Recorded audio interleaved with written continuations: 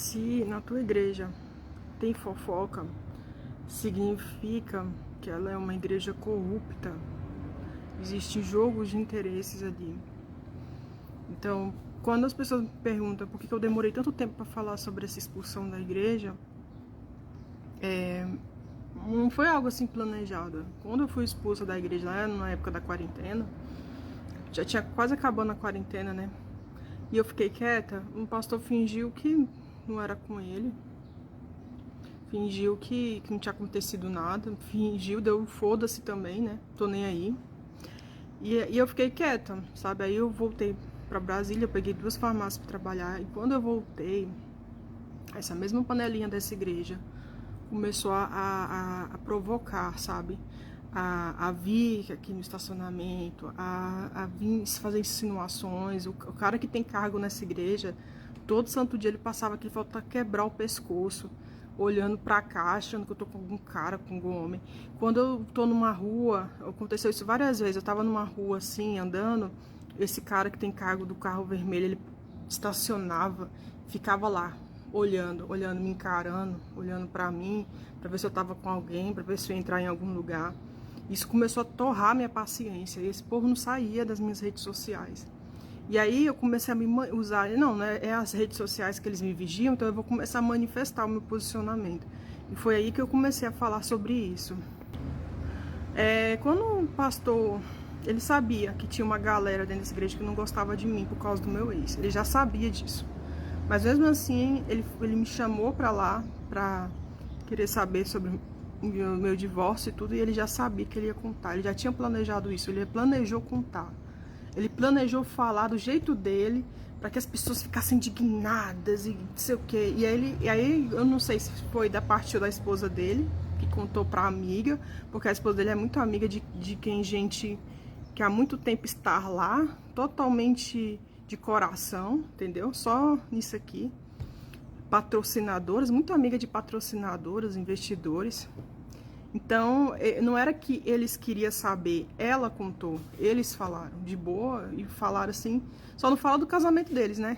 Que eu sei de muita coisa do casamento deles, só não falo do casamento deles, porque acho que não ia pegar bem, né? Mas falar dos outros eles falam. Então, ali eu vi jogo de interesse, eu vi corrupção dentro da igreja. Tudo que se fala lá dentro é espalhado, porque as pessoas, qual a necessidade das pessoas, qual foi a necessidade das pessoas querer saber? Até hoje eu não sei, mas ele nunca teve a intenção que eu ficasse nessa igreja, porque desagradava muita gente, porque a mãe do meu ex era pastora, ela ficou muito ofendida, magoada quando eu segui em frente. Fui muito questionada, esse meu casamento foi muito questionado, tanto pela família como essa panelinha que tinha lá dentro.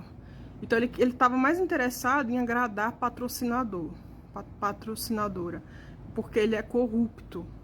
Isso é corrupção, porque isso é jogo de interesse também. Então quando o meu divórcio aconteceu com um bispo, um apóstolo, um bispo, ele é bispo, um pastor, aí mexeu muito, sabe? Muito essa questão de jogo de interesse. Porque é muito mais fácil você culpar a mulher pelo fim de um casamento, é muito mais fácil você culpar a mulher de pecado para tentar justificar os pastores, sabe? Para tentar justificar a elite ali daquela igreja. Então tem que sacrificar alguém ali.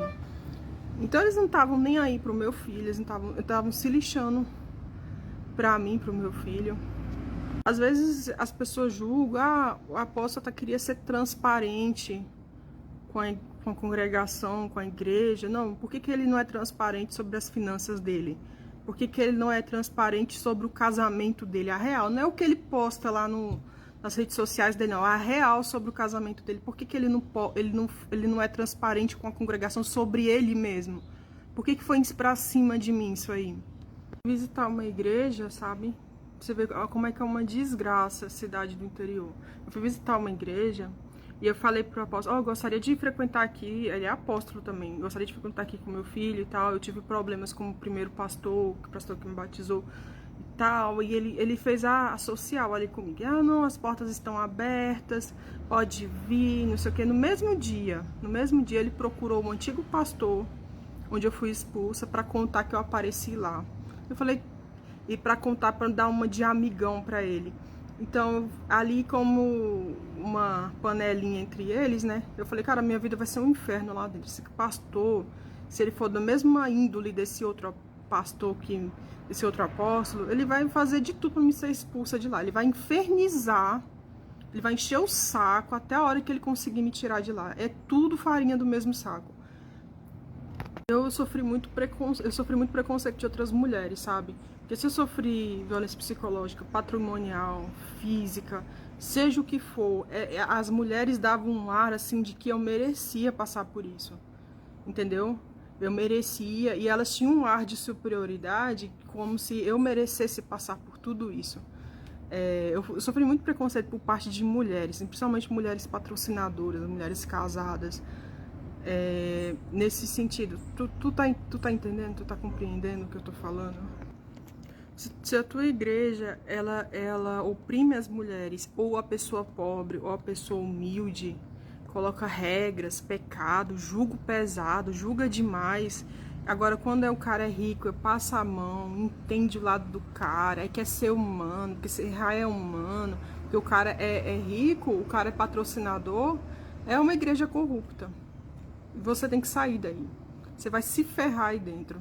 Melhor ficar sem ir congregar, sem igreja, sabe? Às vezes é melhor você entrar num ministério pela internet mesmo, acompanhar os cultos online, do que frequentar um ambiente desses. Vou deixar claro que esse apóstolo só começou a manifestar depois de muito tempo.